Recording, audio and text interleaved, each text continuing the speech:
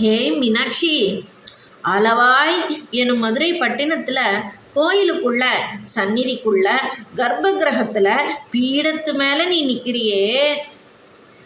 இப்படி மதுரை பட்டணத்தில் கோயிலுக்குள்ள சந்நிதிக்கு உள்ள கர்ப்ப கிரகத்தில் பீடத்து மேலே நீ நிற்கிறியே. உன்னோட அழகு, சாநித்தியம், பரிபூர்ண கிருபை, தெய்வீகம், ஸ்வரூப தத்துவம் அங்கே மட்டும்தான் இருக்கா?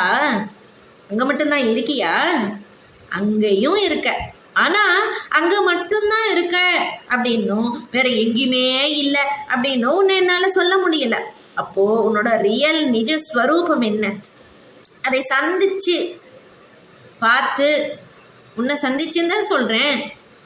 உன்னை தரிசனம் பண்ண வந்தேன்னு சொன்னது போய் இப்போ உன்னை சந்திக்க வந்தேன் அப்படின்னு சொன்னதுக்கப்புறம், உன்னை சந்திக்க வந்ததுக்கு அப்புறமா உன்னை பற்றியே சிந்திக்க ஆரம்பிச்சிட்டேன் மீனாட்சி. அதை சிந்திச்சு தெரிஞ்சுக்கிற அறிவு புத்தியை நீ எனக்கு தந்திருக்கியா? ஆவி சமயத்தில் உடம்புல இருக்கிற சக்தி, ஆற்றல், எனர்ஜி இதை குறிக்கிறதுக்காக சொல்கிறது உண்டு இந்த ஆவி அப்படிங்கிற வார்த்தையை. ஆவி கொடுத்து பேச வேண்டியதாக இருக்குது அப்படிம்பாங்க. இன்னொன்று, ஆவி உடம்புல ஓடுற மூச்சு. இந்த மூச்சு நின்றுட்டா ஆவி கூட்டை விட்டு போனதால் இறந்து போயிட்டான்னு சொல்லிடுவாங்க. இங்கே ஆவின்னா ஆத்மான்னு அர்த்தம். அப்படின்னு அர்த்தம் பண்ணிக்கலாமா? சோல், ஸ்பிரிட், இப்படி எது வேணா சொல்லட்டும். ரைட். நான் ஆவியா, அதாவது ஆத்மாவா மட்டும் இருந்திருந்தா, ஒரு எக்ஸ்பீரியன்ஸராக இருந்து எனக்கு கிடைச்ச எக்ஸ்பீரியன்ஸ், ஃபீல் எல்லாம் எப்படி உணர்ந்து சிந்திச்சு பேசி பார்த்து எழுதவெல்லாம் எனக்கு முடியும்? வெறும் ஆவியா மட்டும் நான் இருந்தா எப்படி இதெல்லாம் செய்ய முடியும்? அதுக்கு தானே எனக்கு இந்த சரீரம் தந்திருக்க. அந்த சரீரத்துக்குள்ள ஒரு சாரீரத்தையும் தந்திருக்க. எனக்கு சரீரம் தானா வந்ததா என்ன? இல்லையே. அந்த ஆத்மாவான அந்த ஆவிக்கு சரீரம் தானாவா வந்தது? நானேவா பண்ணிட்டேன்? இல்லையே. நோ. என்ன ஒருத்தி, அதான் என்னை பெத்தவ தன் கர்ப்பத்தில் கொஞ்சம் மாதம் சுமந்தா. அப்போ கோயில் கர்ப்ப கிரகத்துக்குள்ளே இருக்கிற நீ என் அம்மாவோட கர்ப்பங்கிற கிரகத்தில், கிரகம்னா வீடுங்கிற அர்த்தம் உண்டு இல்லையா மீனாட்சி?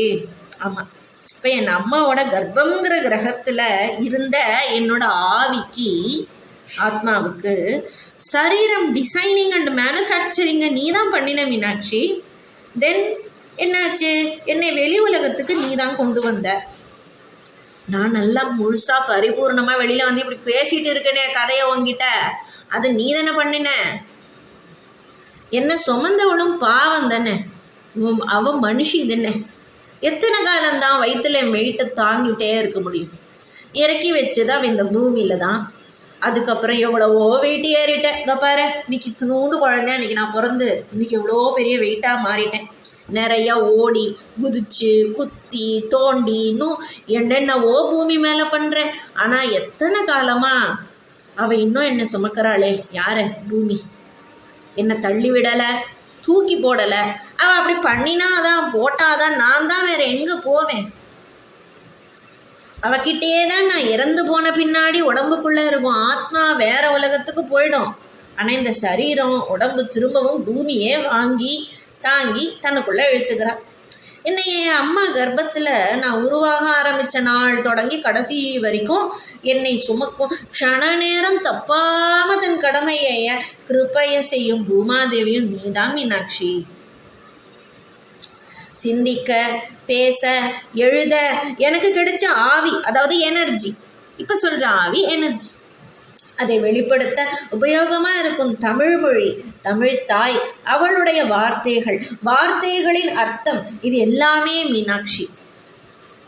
அதை தந்ததும் மீனாட்சி, அதுவாகவே இருக்கிறதும் மீனாட்சி. மீனாட்சி யாரோ ஒருத்தின்னு சொல்லிட்டு இருக்கேன்னு நினைக்காத, நீ தான் மீனாட்சி. அதை உங்ககிட்ட தான் இப்போ உட்காந்து பேசிகிட்டு இருக்கேன். நீ தானே என்கிட்ட உட்காந்து இதெல்லாம் எனக்கு சிந்தனையாக கொடுத்த, எழுத வச்ச, இப்போ திரும்பி பேச வைக்கிற. மீனாட்சி எதில் தான் இல்லை? மீனாட்சின்னு நாக்கில் சொன்னாலோ, சிந்தையில் நினச்சாலோ, கண்ணால் உன்னை பார்த்தாலோ, உன்னை பற்றி பேசினாலோ, கேட்டாலோ எல்லாமே இன்பமாக இருக்குது, ரம்யமாக, தேன் மாதிரி இருக்கு. அந்த தேன்கிற மதுரம் ஒரே ஒரு சொட்டு நாக்கில் விட்டா எப்படி ஆனந்தமாக இருக்குமோ, அந்த உணர்வு எப்படி பரவி இருக்குமோ அப்படி இருக்கு எனக்கு. அந்த ஆனந்தமும் நீதான், அதை தர்றவளும் நீதான், அதை அனுபவிக்கும் உணர்வையும் நீதான் தர்ற.